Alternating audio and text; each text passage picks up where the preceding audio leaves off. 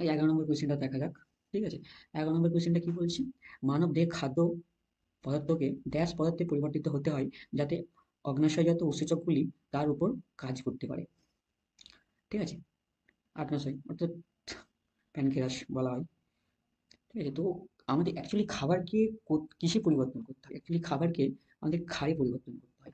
ঠিক আছে, বা ক্ষারকীয় পদার্থে পরিবর্তন করতে হয়। ঠিক আছে, অ্যাসিডিক থেকে তোমার ক্ষারে পরিবর্তন করতে হয়।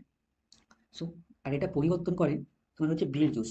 ঠিক আছে, হ্যাঁ, পরীক্ষায় বিল জুসে পিএইচও পড়ে যায়। ঠিক আছে, এটা দেখবে তোমরা। ঠিক আছে, বিল জুস উৎপন্ন হয় কোথাও, এটা একটা কোয়েশ্চেন পড়ে যে বিল জুস কোথায় থেকে উৎপন্ন হয়। বিল জুস উৎপন্ন হয় লিভার থেকে। ঠিক আছে, বিল জুস উৎপন্ন হয় কোথা থেকে? লিভার থেকে। বিল জুস উৎপন্ন হয়,